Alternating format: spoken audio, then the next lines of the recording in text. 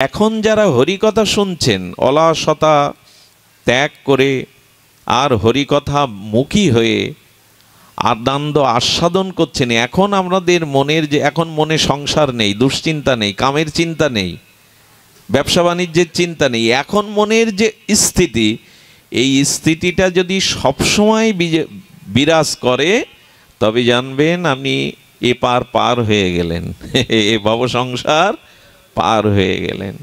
থাকে না কেন, রাখতে পারি না কেন?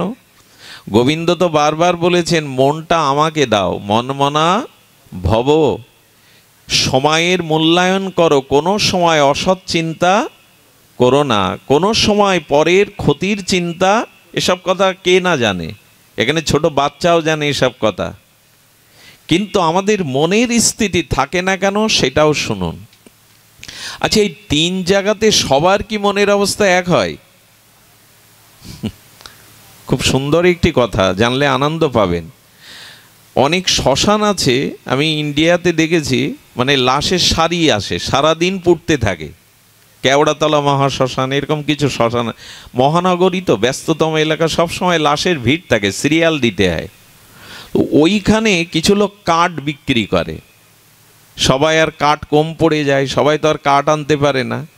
এখন শ্মশানে যিনি রাত দিন চিতাতে কাঠ বিক্রি করেন, শ্মশানের চিতাতে কেউ পুড়লে আমাদের যে মনের দশা হয়, কাঠ বিক্রেতার তাই হয় তো শ্মশানে থেকে, বরঞ্চ উল্টো হয়, লাশ কত আসবে আর আমার কাঠ কত।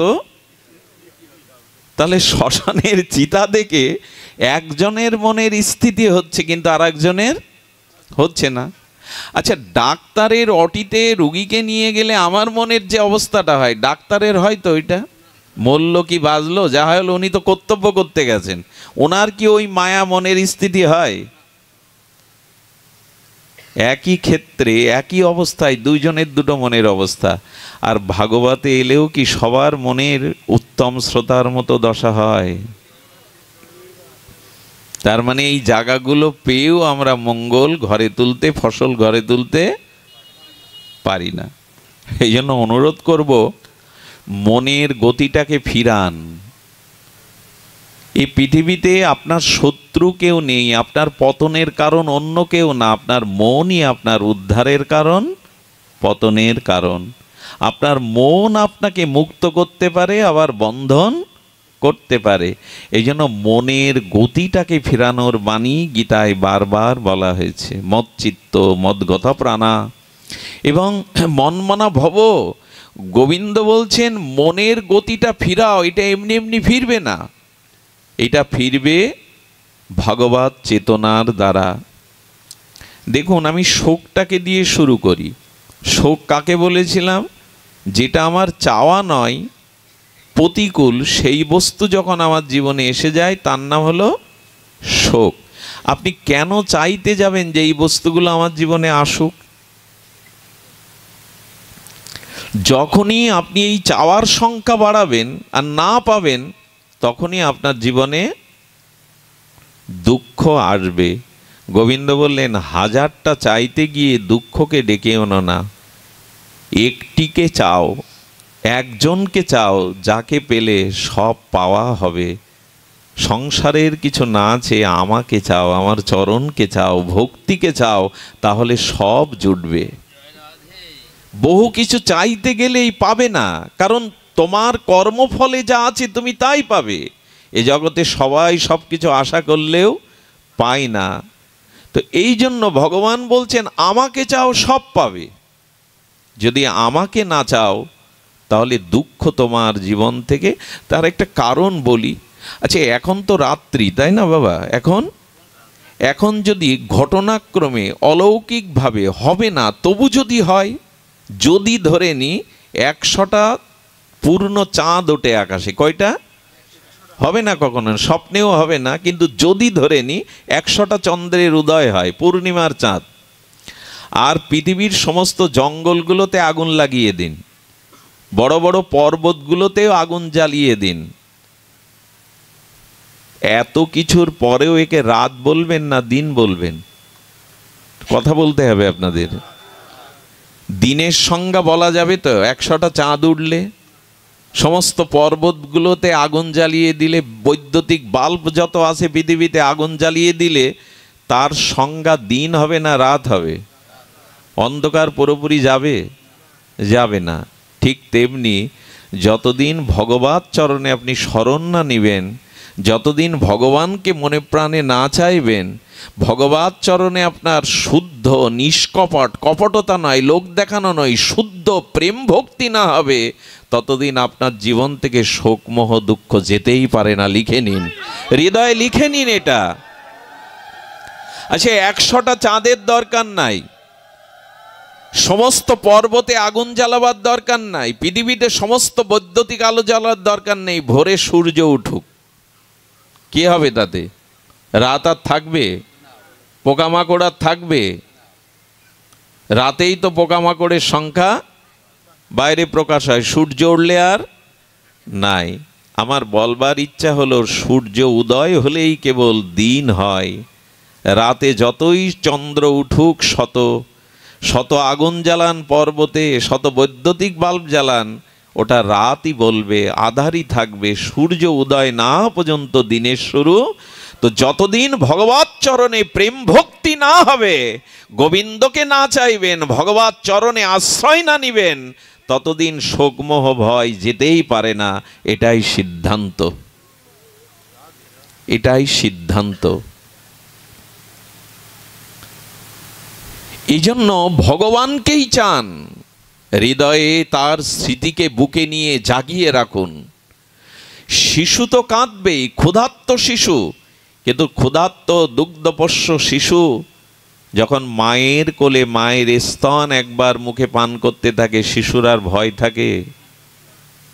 অন্য মায়ের কোলে উঠলে তার কান্না থামবে না, কিন্তু যখনই সে মায়ের কোলে এলো তখনই তার ক্রন্দন থেমে গেল। যতদিন ভগবত চরণে আশ্রয় না হচ্ছে, যতদিন শ্রী ভগবত চরণে আমাদের সমর্পণ না আসছে, ততদিন আমাদের জীবনে দুঃখ, শোক, ভয়, মোহ যাবে না। এই জন্য পদকর্তা বলে দিয়েছেন, ভজ হরে মন শ্রীনন্দের নন্দন অভয় চরণার বিন্দরে। অভয় চরণার বিন্দের শরণ নিন। আর আমাদের হরিপুরুষ বন্ধু সুন্দর বলে দিয়েছেন, ওরে তোদের ভয় নাই, আমি তোদের জন্য আছি। তোদের ভয় নাই, আমি তোদের জন্য আছি।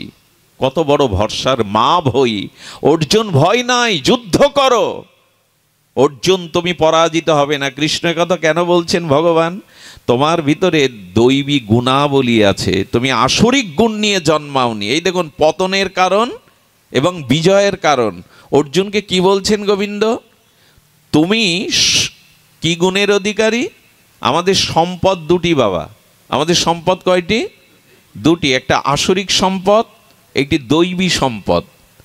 অর্জুন দৈবী সম্পদের অধিকারী। গোবিন্দ স্মরণ করেই দিচ্ছেন, তোমার মাতা কুন্তী মহা তপস্বিনী, মহাসাধিকা, মহাসতীসাধ্যী শিরোমণি। আর কুন্তীর গর্ভে তুমি এসেছো, তপস্যার দ্বারা এসেছো। তোমার পিতা পাণ্ডু, এই জন্য তোমার ভিতরে দৈবী সম্পদ আছে অর্জুন।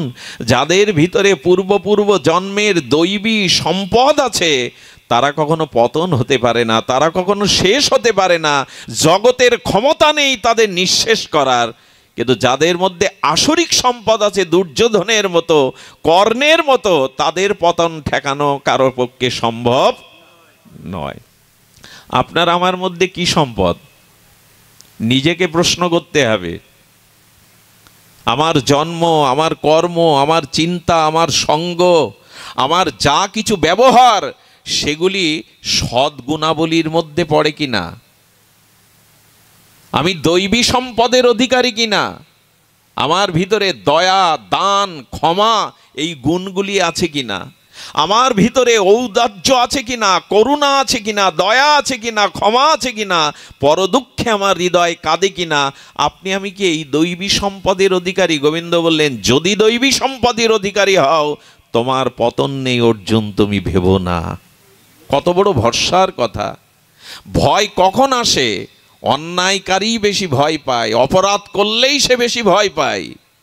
আমাদের জীবনে দৈবী সম্পদ কম, আসরিক সম্পদ বেশি। এই জন্য ভয় আমাদের ছাড়ে না। এই জন্য দয়া করে তিল তিল করে, বিন্দু বিন্দুতে যেমন সিন্ধু রচনা হয়, তেমনি তিল তিল করে দৈবী সম্পদটা হৃদয়ে ধারণ করুন, তাহলে আর পতন হবে না। আমাদের আজ দৈবী সম্পদের অভাব। পরদুঃখে আমাদের চোখে জল আসে না, আনন্দ আসে। হ্যাঁ, দয়া, ক্ষমা, লজ্জা আমাদের মধ্যে কই? আজ লজ্জা পাই আমরা? অন্যায় অপকর্ম করে মুখ উঁচু করে চলি, সমাজ বিঘাতক কাজ করে সমাজে মাথা উঁচু করে চলি। কোথায় লজ্জা? কোথায় পাপ কাজে ঘৃণা? কোথায় আমার মধ্যে দয়া? কোথায় ক্ষমা, যে আমি জীবনে জয়ী হব? এই জন্য দৈবী সম্পদের অধিকারী যারা, কথাগুলি বড় মর্মস্পর্শী কথা, হৃদয় দিয়ে এটা অনুভবের কথা যে আমার ভিতরে দৈবী সম্পদ যদি থাকে তবে আমি জয়ী হতে পারবো। গোবিন্দ নিজেই বলছেন। এই জন্য গোবিন্দ বললেন, অনার্য জুষ্টম অনাস্থাম অকৃত্তি করম অর্জুন। ভগবান যেন অর্জুনকে সামনে রেখে আমাদের বললেন, কেন অনার্যোচিত তোমার ভিতরে এই স্বভাব এলো? দ্বিতীয় অধ্যায় সাংখ্যযোগের দ্বিতীয় শ্লোকটি দয়া করে আজ অথবা কাল একবার করে একটু দেখবেন। তৃতীয় শ্লোকটি, ক্লৈমং মাসমো গমপাত্ত নৈনত পর্যুদ্যতে ক্ষুদ্র হৃদয়ং দুর্বলং তেক্ততিষ্ঠ পরম তপ। গোবিন্দ বলছেন, অর্জুন, এই ক্ষুদ্র হৃদয়ে দুর্বলতা ত্যাগ করো, ক্ষুদ্র হৃদয়ে দুর্বলতা ত্যাগ করো, তেক্ততিষ্ঠ পরম তপ।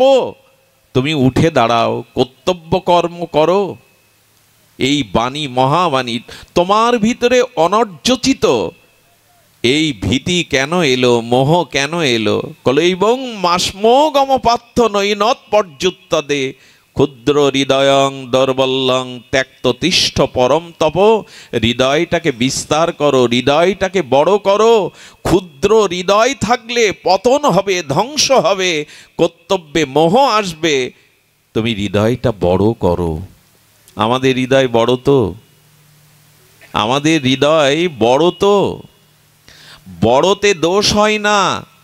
আপনার পানীয় জলের গ্লাসে যদি খড়কুটো পড়ে, ধুলি ময়লা পড়ে, আপনি ওটা খাবেন না। কিন্তু যে গঙ্গায় লাশ ভেসে যাচ্ছে, মলমূত্র ভেসে যাচ্ছে, মাছ ভেসে যাচ্ছে, সেই গঙ্গা জল আপনি পান করেন, কারণ বড় হৃদয়ে দোষ স্থায়ী হয় না। দেখুন, চুলগুলো মাথায় আছে পবিত্র, এই চুল নিয়েই তো, এই চুল আমি সুগন্ধি তৈল বা কেশ বিন্যাস করছি, কিন্তু এই চুলটা আমারই চুল। খেতে খেতে যদি অন্যের মধ্যে, সবজির মধ্যে পড়ে যায়, ঘৃণা আসবে কি না? কই মাথায় থাকতে তো ঘৃণা আসছিল না? ঘৃণা আসছিল কি? তো কেন এটি মাথায় থাকলে দোষ নয়, অপবিত্র নয়? ভোগের থালায় পড়লে ওটা আর ভগবানকে লাগানো যাবে? আপনি খাবেন কি যদি অন্যের মধ্যেই মাথার চুল খসে একটা ওর মধ্যে মিশে যায়? বলে বড় জায়গায় থাকলে না, বড়তে থাকলে দোষ হয় না, ক্ষুদ্রতে আসলেই। যেমন রান্নাঘরের ধোঁয়াগুলো ওই প্রকোষ্ঠে আটকে গেলে ঝুলকালি হয় কি না? কিন্তু যদি পাইপ দিয়ে আকাশে উড়িয়ে দেন ধোঁয়াগুলো, ঝুলকালি হবে আকাশে? মেঘ হবে, মেঘ থেকে বরিশন হবে, ধরিত্রী শীতল হবে, মৃত বৃক্ষগুলো উজ্জীবিত হবে। আমি বলতে চাইছি হৃদয়টা বড় করুন। আমি বলতে চাইছি না, গীতা বলতে চাইছে কি? ক্ষুদ্র হৃদয়ং দুর্বলং ত্যক্ততিষ্ঠ পরম তব। অর্জুন, এই ক্ষুদ্র হৃদয়ের দুর্বলতা ত্যাগ করো, হৃদয়কে বড় করো। আমাদের হৃদয় আর বড় হয়েছে। আমরা কেবল আমি সুখে থাকলেই, আমি ভালো থাকলেই, ঘরের মধ্যে স্ত্রী পুত্র, আমার সন্তানাদি বেশ, এই হলো আমার জগৎ। খিড়কি থেকে সিংহ দুয়ার, এই আমাদের পৃথিবী। এর বাইরে জগৎ আছে।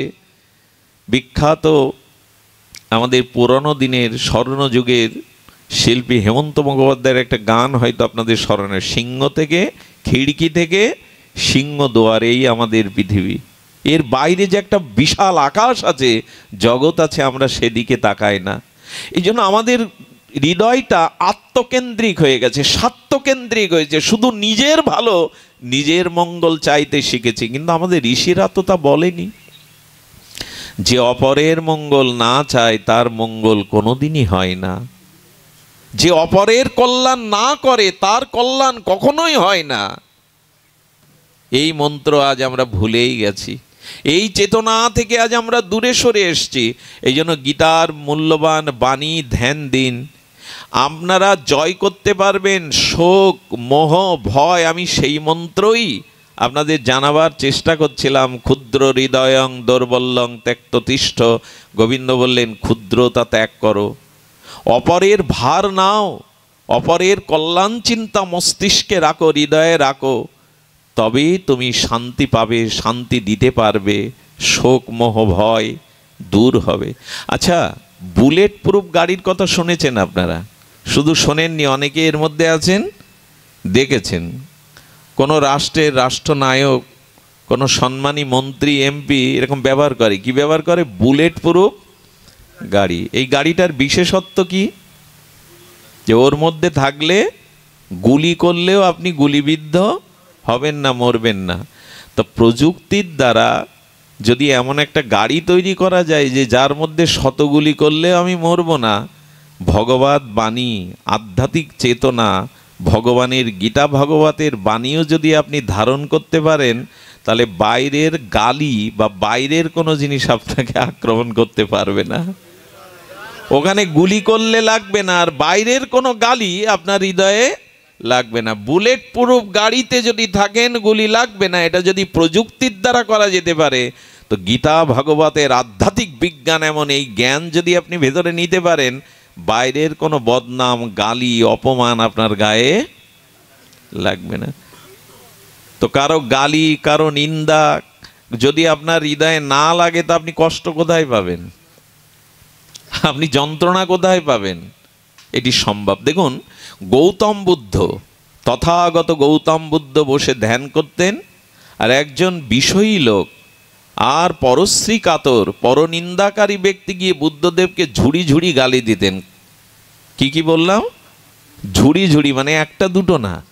আচ্ছা, এভাবে 6 মাস গালি দেওয়ার পরে বিরক্তি হয়ে গেছে যে গালি দিচ্ছে। সে বলছে, এই বুদ্ধদেব, আরে আমি যে 6 মাস ধরে তোমাকে গালি দিচ্ছি, এত কটু কথা বলছি, তোমার গায়ে লাগে না?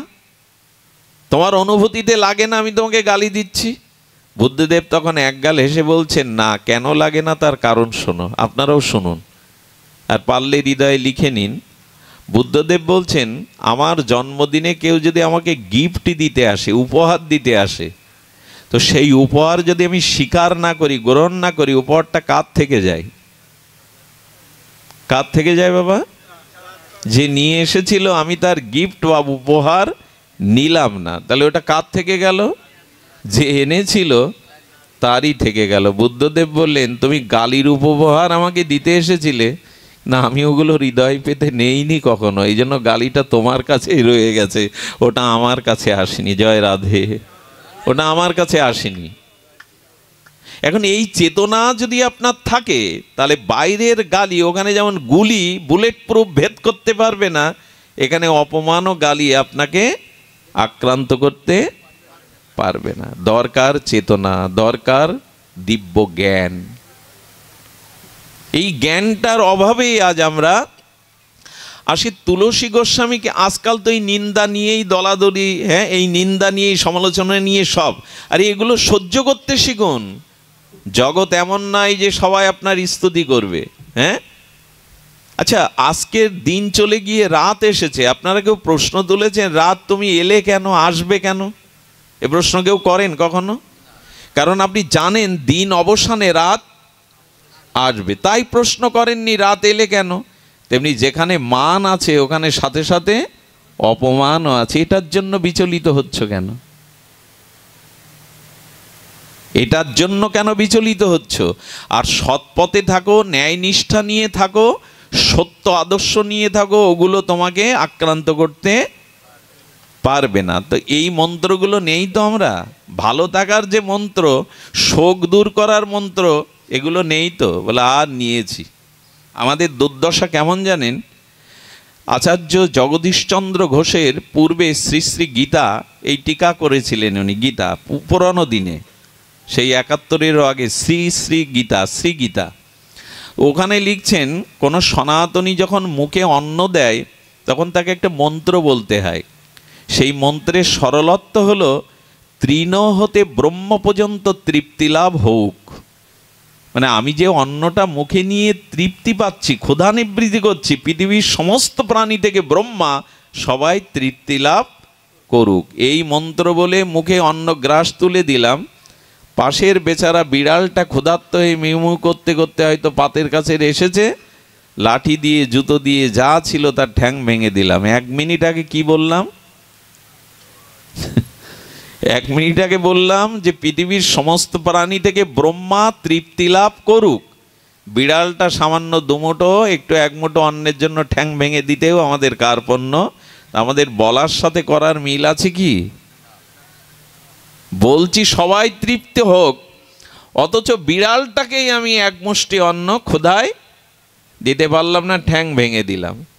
তো আচরণ যদি এই হয় তাহলে আর শোকমোহ পৃথিবীতে বাড়বে ছাড়া কমবে না।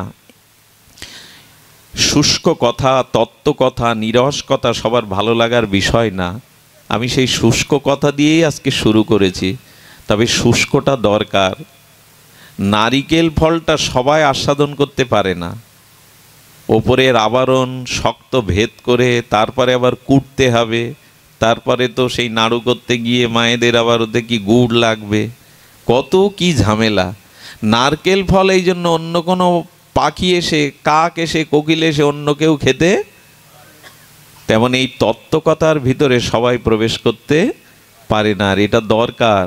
শুধু আবেগে লীলা কথা শুনে হাউমাউ করে ভেসে বেড়ালেই হবে না, তত্ত্বটা জানা দরকার, কারণটা জানা দরকার, মূল বিষয়টা জানা দরকার আমাদের। আমি সেই বিষয় আপনাদের সামান্য একটু জানাতে চেষ্টা করছিলাম যে দেখুন, শোক মোহ ভয় দূর হতে পারে, সেই পারে যদি আমাদের জীবনে এই ভাগবত চেতনা আসে, আমাদের মন যদি ভগবত কেন্দ্রিক হয়ে যায়।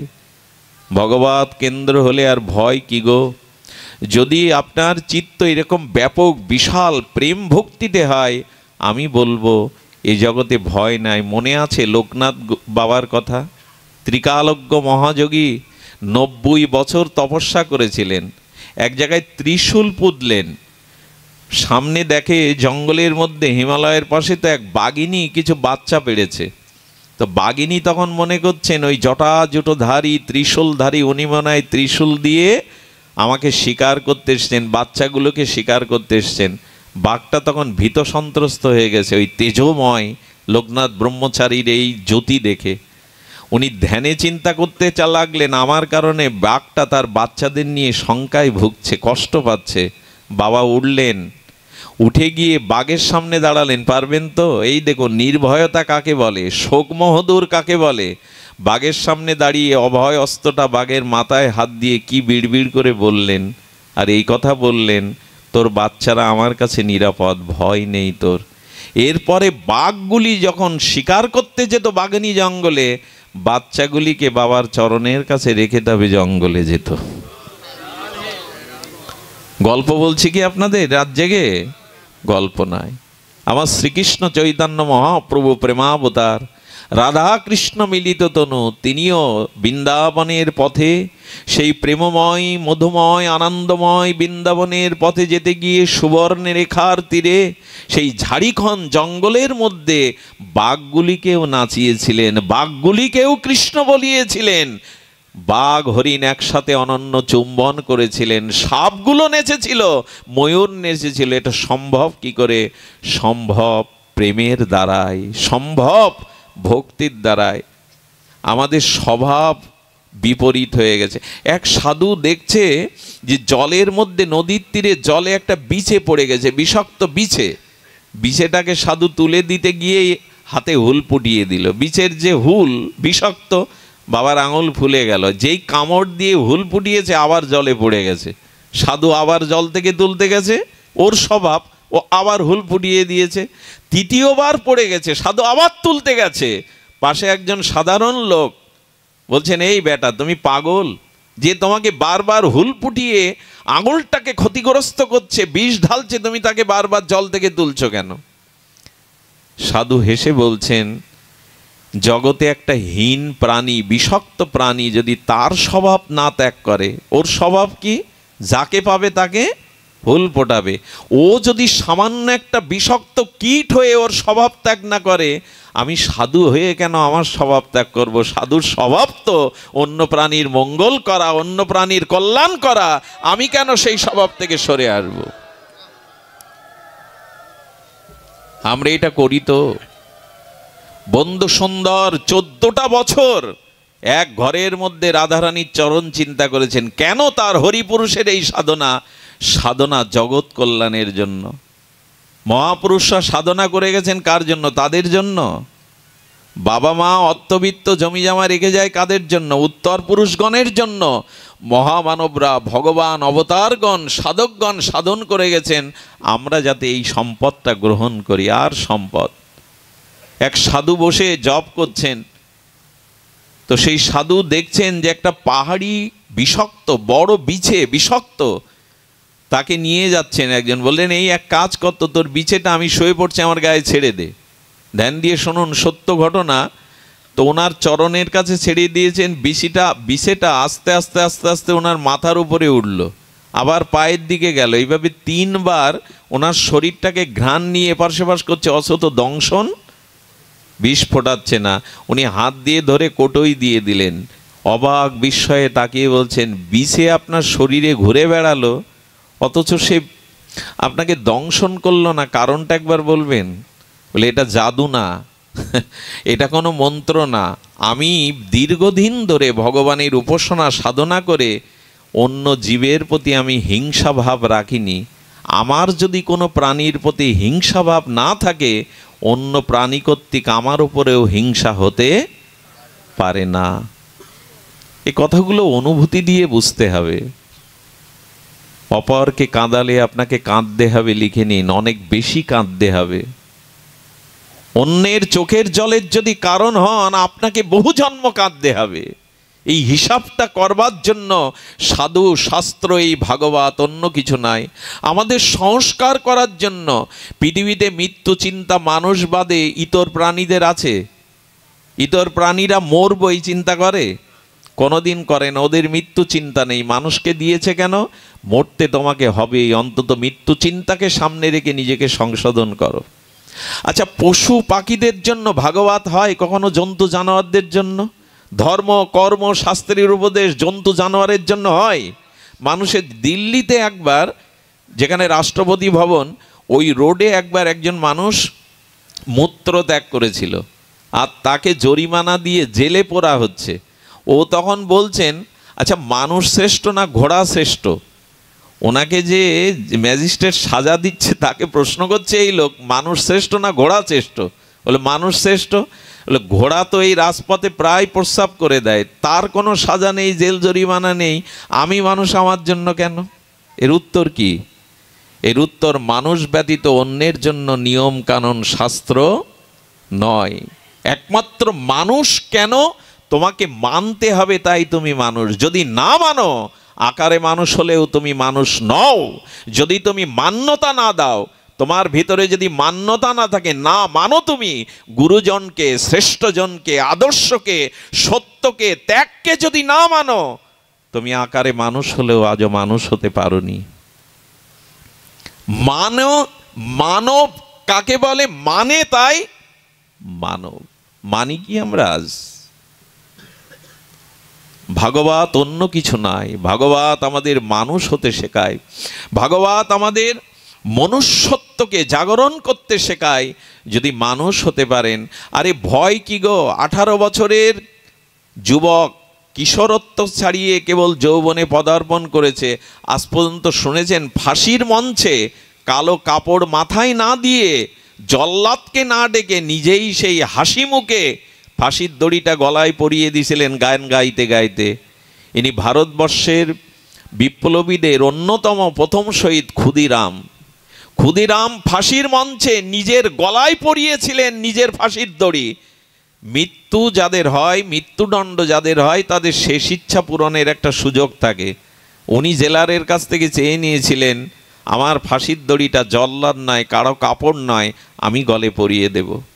তার একটাই কারণ, আমি মরি না। গীতা আমাকে শিখিয়েছে, আমি ছোটবেলা থেকে গীতা পড়ে শিখেছি আমার মৃত্যু নয়, আমি আত্মা, আমি শরীর নয়। তো আমি যদি শরীর না হই, আত্মা হই, আত্মার জন্ম মৃত্যু আছে, আত্মার ভয় শোক আছে, আছে শরীরের।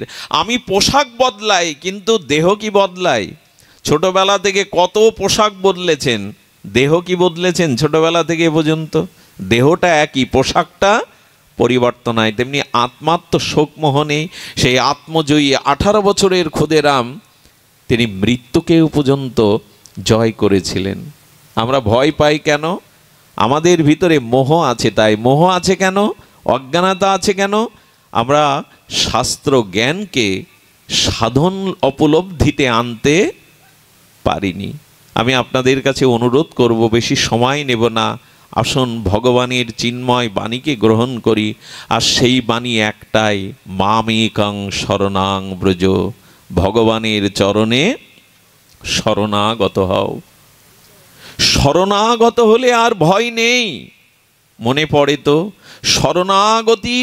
শরণাগত এমন একটি ধর্ম, অর্জুন তুমি আমার চরণে শরণ নাও, শরণ নিলেই তোমার জীবনের পরম কল্যাণ হবে। আমি অপূর্ব একটা লীলা বলেই আজ পাঠ বিশ্রাম করব। লীলাটি আপনাদের একটু কষ্ট হলেও শুনতে হবে, সময় অতিবাহিত হলেও সামান্য একটু আস্বাদন স্পর্শ করতেই হবে। আপনারা ভাগবতের একটি লীলার তার ইতিহাস, তার তত্ত্ব আমরা খুব সংক্ষিপ্ত রূপে একটু স্পর্শ করব। আপনাদের মনে আছে ভগবানের অষ্টমহিষী বরা, শ্রেষ্ঠ মহিষীগণের মধ্যে 2 জন অনন্যা। দ্বারকাধীশ শ্রী গোবিন্দের ভগবানের 8 জন মহিষী অর্থাৎ প্রেয়সী বরার মধ্যে 2 জন শ্রেষ্ঠ, একজন রুক্মিণী আর একজনকে সত্যভামা। সত্যভামা এবং রুক্মিণী, এরা 2 জন প্রেয়সী বরার মধ্যে বরা অর্থাৎ শ্রেষ্ঠা, রূপে গুণে অনন্যা, মহিমায় অনন্যা। নারদ মাঝে মাঝে দ্বারকায় আসতেন। কে আসতেন? আর নারদ যেখানে যাবে ও কিছু ঘটাবেই। নারদ যেখানে যাবে কোনো কিছু একটা ঘটাবেই। নারদ গগনলোক থেকে আসতে গিয়ে উনি একটা পারিজাত পুষ্প পেয়েছিলেন। কি পুষ্প? আমি একটু মন দিতে বলছি, ঘটনাটার মধ্যে অনেক ইতিহাস, অনেক তত্ত্ব লুকানো আছে। কি পুষ্প? পারিজাত। এই পারিবাস পুষ্প আমাদের জগতে ছিল না।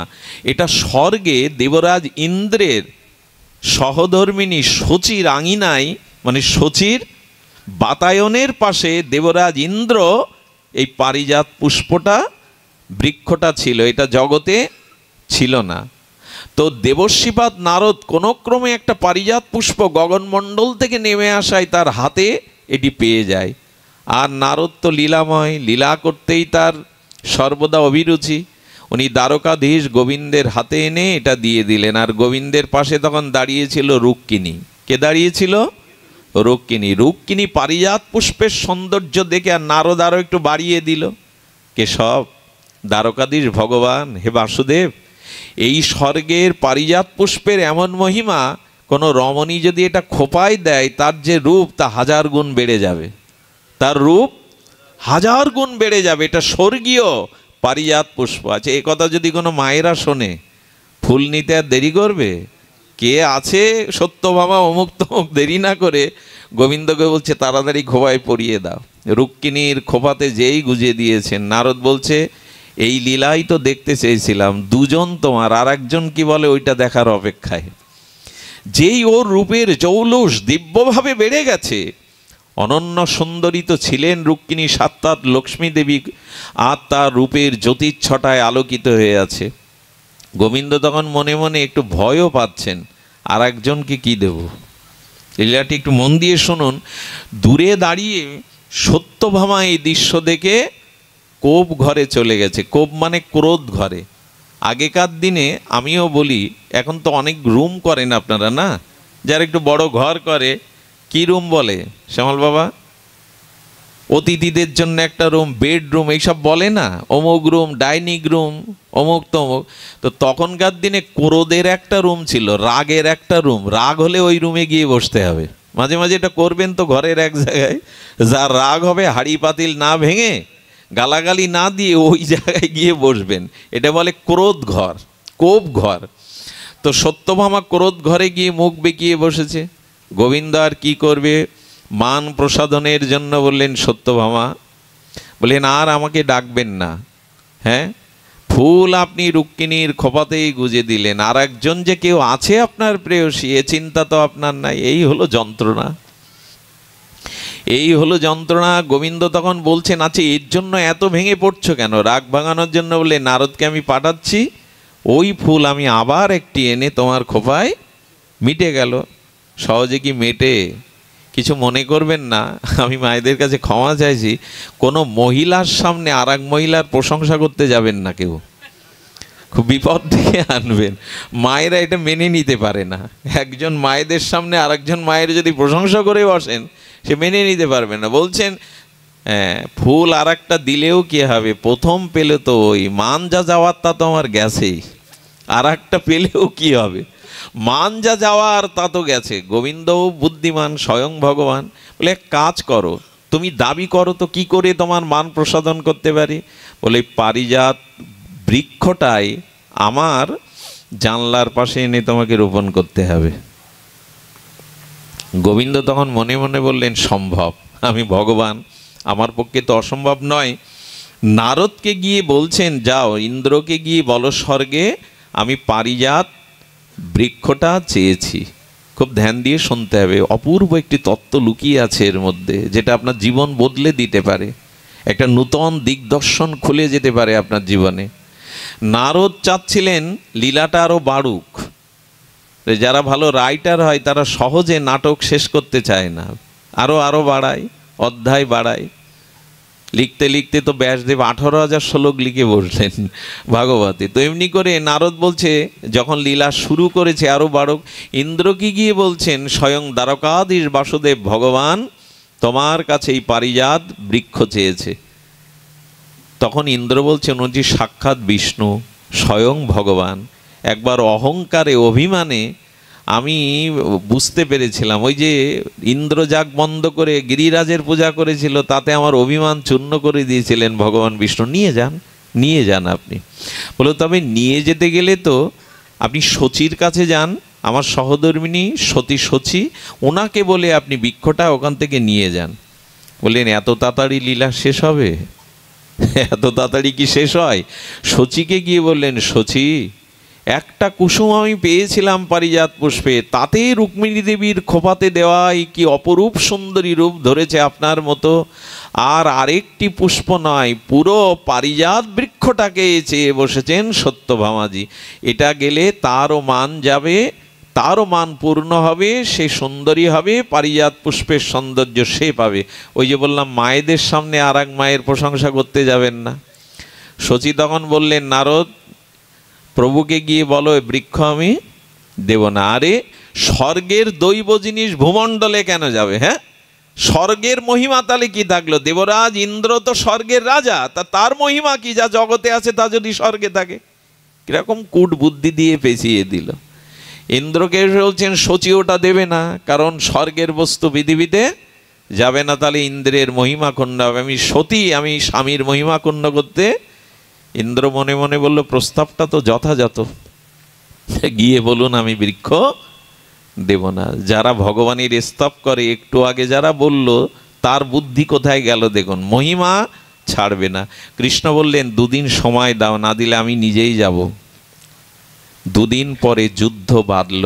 সেই ভয়ানক যুদ্ধে, এত ভয়ানক যুদ্ধে কেউ পরাজিত হচ্ছে না। তখন ঋষি মুনি, এই জগতে অনন্ত অনন্ত অনন্ত ঋষি মুনি আচার্যরা চিন্তা করলে এই যুদ্ধ বেশি দিন থাকলে এক অঘটন ঘটবে। এইখান থেকে আমার বাস্তবতা শুরু হয়। লীলা তো লীলা, কিন্তু এর তত্ত্বটা এবার নিন, দুহাত ভরে নিন, হৃদয় আঁচল পেতে নিন।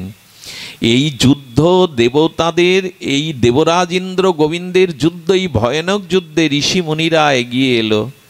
তারা সমবেত হয়ে কৃষ্ণকে, বাসুদেব ভগবানকে, ইন্দ্রকে বলল, আমাদের একটা প্রস্তাব তোমাদের মেনে নিতে হবে, যুদ্ধ বন্ধ করতে হবে, নাহলে আমরা অভিশাপ দেব তোমাদের 2 জনকেই।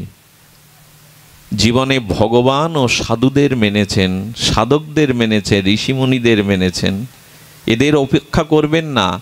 ভগবান ঋষিমুনিদের চরণও ধুয়ে দিয়েছেন। বশিষ্ঠদেবের চরণ তো রামচন্দ্র নিজে ধুয়েছেন। বিশ্বামিত্রের আগে চলতেন না। বিশ্বামিত্রকে রঘুপতি রাম ও রাঘবেন্দ্র তিনিও তাকে গুরু বলে সম্মান করতেন। আমরাই শুধু গুরুজনদের আজকে সম্মান করি না। ভগবান এবং ইন্দ্র আসলেন, এসে দেবতা সমস্ত ঋষি মুনি আচার্য বললেন, আপনাদের এই যুদ্ধ জগৎ এবং সমস্ত দেবলোকের ক্ষতি করবে, এই যুদ্ধ বন্ধ করতে হবে, তবে এই যুদ্ধ চলবে। তবে আর আপনাদের মধ্যে না, এই যুদ্ধ চলবে এই জগতের মানুষের মধ্যে। আর সেই যুদ্ধে কোনো অস্ত্র শস্ত্র ব্যবহার হবে না। আগেই বলেছি, খুব মার্মিক বিষয়, কেন জানি না, শুনলে পরমানন্দ আপনার হৃদয়কে স্পর্শ করবে। এই যুদ্ধে কোনো অস্ত্র শস্ত্র হবে না, এই যুদ্ধ হবে জগতের মানুষের মধ্যে। ইন্দ্র, মানুষের মধ্যে অস্ত্র শস্ত্র ব্যতীত এই যুদ্ধে তুমি মানুষের শরীরের কি চাও আর গোবিন্দ কি চায় আমাদের বলো। এই যুদ্ধ মানুষের মধ্যে ছড়িয়ে যাক, দেবলোকে এটা হওয়া উচিত নয়। দেবতা ভগবানের মধ্যে যুদ্ধ হওয়া শোভনীয় নয়। দেবরাজ ইন্দ্র আগ বাড়িয়ে কি বলল জানেন? আমি মানুষের 10 ইন্দ্রিয়কে আমি আশ্রয় করব। আমাদের কটা ইন্দ্রিয়?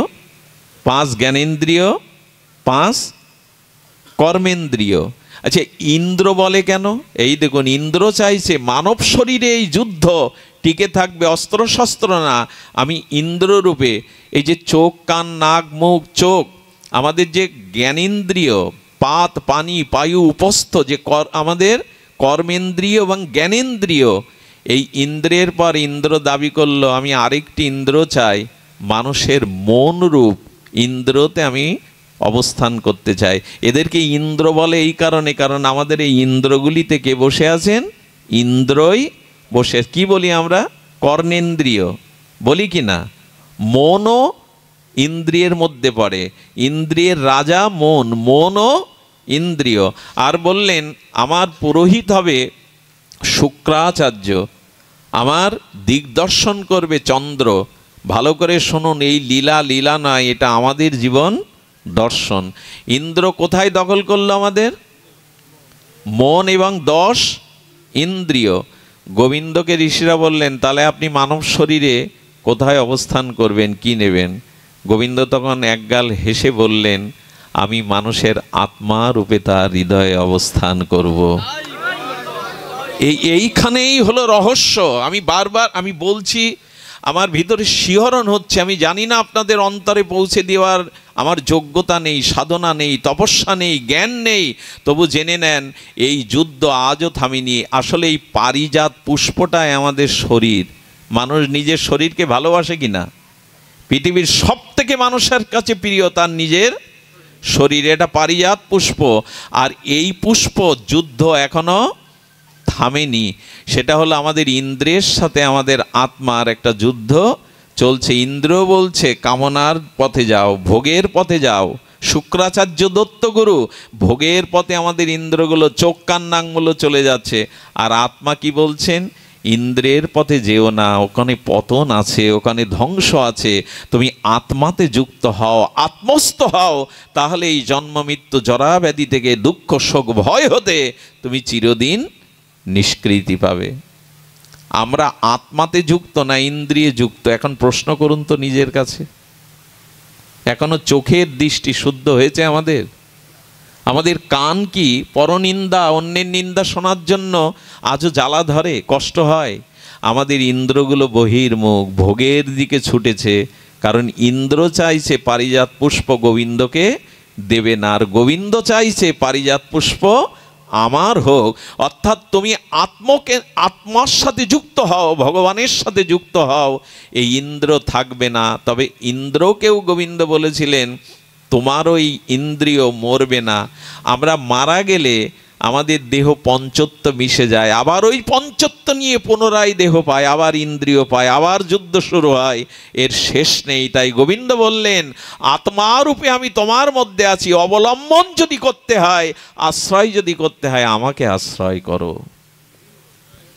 আমরা প্রত্যেকেই ইন্দ্রিয়ের দাস, কামনার দাস, মায়ার দাস। এই জন্য আমাদের জীবনের এই পরিণতি। এর থেকে উদ্ধারের একমাত্র উপায় মহৎ কৃপা, সাধু কৃপা। আর এটি করতে গেলে আমি এটি দিয়েই পুষ্পাঞ্জলি, আমি বাণীর অঞ্জলি দিচ্ছি। আমাদের গীতা আমার সম্মুখে আজ, এই জন্য গীতার একটি বাণী দিয়েই পুষ্পাঞ্জলি দেই। যৎ করোষি যদ নাসি যজ্জুহোষি দদাসি যৎ যৎ তপস্যসি কন্তেও তৎকুরুষ মদার্পণাম। হে অর্জুন, তুমি যা খাও, যা আহার করো, যা যজ্ঞ করো, যা কিছু করো, আমাকে অর্পণ করে করো। আসুন না এটা আজকে নিয়ে যাই। তুমি যা কিছু করো, আহার করো, যজ্ঞ করো, হোম করো, যা কিছু করো, আমাকে অর্পণ করো। আমাকে অর্পণ করলে তুমি আর কর্মের ভাগী, ইন্দ্রিয়ের ভাগী হবে না, আমাকে পাবে। একবার ঠাকুর নরোত্তম ঠাকুরকে ডেকেছেন। কাকে ডেকেছেন? ঠাকুর নরোত্তমকে ডেকেছেন। আমাদের এই খেতুরের, রাজশাহীর খেতুরের সেই প্রেম অবতার, আমাদের নিত্যানন্দ আবেশমূরতি প্রেম ভক্তির মহারাজ ছিল নরোত্তমকে এক ধনী ডেকেছে। সেই সময় 20,000 স্বর্ণমুদ্রা দিয়ে মন্দির তৈরি করেছে, আর সেখানে বিগ্রহ বসিয়েছে ভগবানকে সাড়ম্বর করে, লাইট প্যান্ডেল করে, উচ্ছ্বাসে যখন কীর্তন করতে ডেকেছে ঠাকুর নরোত্তমকে, মৃদঙ্গ খোল করতাল সাধু সঙ্গে এই প্রেমিক, এই মহা প্রেম ভক্তির মহারাজ, তিনি মন্দিরে গিয়ে কীর্তন করতে পারছেন না। মন্দিরের ঢোকার সাথে সাথে ওনার কীর্তন বন্ধ হয়ে যাচ্ছে, খোল করতাল আর বাজাতে পারছেন না। অনেকক্ষণ চেষ্টার পরে রাস্তায় ধুলাতে এসে কীর্তন শুরু করলেন। আচ্ছা, এটা জমিদারের অপমান কিনা? আহ্বান করা হয়েছে কিন্তু ঠাকুর নরোত্তম মন্দিরে কীর্তন করছেন না। বাইরে এসে গড়াগড়ি সেই প্রেম, সেই অশ্রু, সেই দিব্য উন্মাদ ভাব মহাপ্রভুর, কীর্তনে গড়াগড়ি যাচ্ছেন, প্রেম বন্যা বয়ে যাচ্ছে। জমিদার ধনী এসে বললেন, 20,000 স্বর্ণমুদ্রা দিয়ে যে মন্দির করা, যেখানে এত সুন্দর বিগ্রহ তৈরি করা, সেখানে কীর্তন না করে রাস্তায় কীর্তন করে আমাকে কেন অপমান করছেন? আমার মন্দির ভালো না, আমার বিগ্রহ ভালো না। ঠাকুর নরোত্তম তখন হেসে উঠেছেন। আবার বলুন কি বললেন? বলে, আমার মন্দির ভালো না, 20,000 স্বর্ণমুদ্রা দিয়ে তৈরি। এই দেখুন, সমর্পণ হয়নি। যা কিছু করো আমাকে অর্পণ করো। উনি কি বলছেন? আমার 20,000 স্বর্ণমুদ্রার মন্দির, আমার দেওয়া বিগ্রহ আপনাদের পছন্দ হয়নি, রাস্তার ধুলায় কীর্তন করতে আপনাদের মন চাইছে।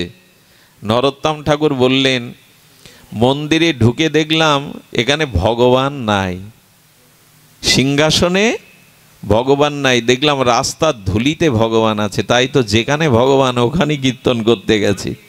আরে তুমি দেখতে পাচ্ছ না এই মন্দিরে আসনে এখানে আমি বসিয়েছি ভগবানকে, এই মূর্তি এত টাকা দিয়ে বসিয়েছি।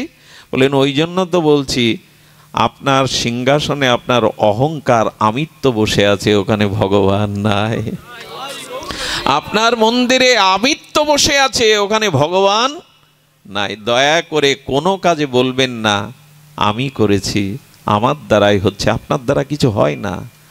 আত্মা চলে গেলে এ দেহে অন্য কোনো ক্রিয়ার হয় না, কর্ম হয় না। আত্মা আছে তাই আপনার অস্তিত্ব আছে, আপনি কিছু করতে পারছেন। তাই বললেন, ওখানে আপনার অভিমান বসানো আছে, ওখানে ভগবান নাই। রাস্তা ধুলিতে, আকাশে বাতাসে ভগবান আছে, তাই আমরা সেখানে কীর্তন করছি। এই জন্য গীতার এই বাণী নিয়ে যান। কর্তৃত্ব অভিমান যেন না থাকে, আমিত্ব যেন না থাকে, আমি করেছি, আমার দ্বারা হয়েছে, এইটুকু আপনাদের কাছে নিবেদন করব। ভগবানকে সঁপে দিন, ভগবানকে সমর্পণ করে দিন। जो जाको शरण लिए सो राखो ताको लाज, उल्टा जले मछली चले बही যায় গজরাজ। সেই স্রোতস্বিনী পাহাড়ি পার্বত্য সংকুল নদীতে প্রবল স্রোতধারায়, বন্যার স্রোতধারায় হাতি এপার থেকে ওপারে যেতে পারে না, হাতি ভেসে যায়। কিন্তু ছোট ছোট মাছগুলো একই নদীতে আনন্দে দল বেঁধে গান গাইতে গাইতে, সাঁতার কাটতে কাটতে উজানে উল্টের দিকে যায়। হাতি বিস্ময়কর চোখে বললেন, আমার মতো বলবান প্রাণী নদীর স্রোত ভেদ করে আমি ওপারে উঠতে পারছি না, আর ছোট ছোট মাছগুলো উজানে সাঁতার কেটে আনন্দে যাচ্ছে কি করে? মাছের ব্যাখ্যা কি? মাছ বলছে, হাতি আমার জলেই জন্ম, জলেই আমার স্থিতি। আমি জলকে বলেছিলাম, জল তুমি আমার আশ্রয়, তোমায় ছাড়া আমি বাঁচব না আমাকে সোনার থালে পদ্মের মধ্যে রাখলেও বাঁচব না। জল তুমি আমার আশ্রয়, তুমি আমার জীবন। তাই জল বলছে মাছ আমার আশ্রয় নিয়েছে, মাছ আমাতে অবস্থান করছে, তাই মাছকে না ভাসিয়ে আমি মাছকে বুকের মধ্যে টেনে রাখি। কিন্তু হাতি, তুমি জলের শরণ নাওনি, তুমি তোমার স্বতন্ত্র শক্তি প্রয়োগ করতে গেছো জলে, তাই জলেরও একটা শক্তি আছে, জলও তোমাকে ভাসিয়ে নিয়ে যাচ্ছে, তুমি তো শরণাগতি নাওনি। তো ভগবৎ চরণে যদি কেউ শরণ নেয়, শরণাগত ভক্তকে ভগবান চিরদিনই রক্ষা করেন। আমার সব শেষ অঞ্জলি এই, আসুন আমিত্ব ত্যাগ করে, কর্তৃত্ব অভিমান ত্যাগ করে আমরা ভগবানকে বলি তোমার চরণে আমার ইহকাল পরকাল যথা সর্বস্ব আমি সমর্পণ করলাম। এই সমর্পণই হলো গীতার শিক্ষা, এই সমর্পণই হলো শোক মোহ ভয় দূর করবার একমাত্র উপায়। ধন্যবাদ দেই মুকসেদপুরবাসীদেরকে, তারা বারবার এই অনুষ্ঠানের জন্য কার্তিক বাবা, শ্যামল বাবা যারা আছে বারবার বলেছেন। আমার সৌভাগ্য হয়েছে আজকে সারাদিন থেমে থেমে বৃষ্টিও হয়েছে, ঝড়ও হয়েছে। জানি না ইন্দ্রদেবের কথা বললাম, হয়তো ইন্দ্রদেব কৃপা করেছে, বৃষ্টি লাভলে হয়তো আমরা এইভাবে বসতে পারতাম না। আপনাদের সর্বাঙ্গীন মঙ্গল কামনা করে, আপনাদের সকলের ভাগবত জীবন প্রার্থনা করে আজকের মতো হরিকথার এখানেই পূর্ণ বিশ্রাম। জয় শ্রী গুরু প্রেমানন্দে গৌর হরি বল। জয় রাধে, জয় রাধে।